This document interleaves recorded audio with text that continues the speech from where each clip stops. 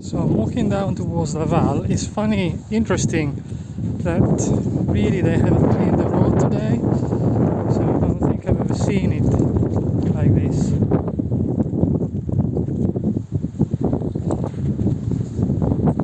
There are only my steps really.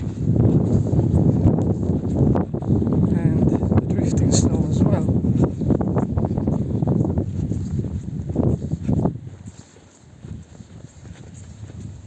Yes, and here it can be seen as well.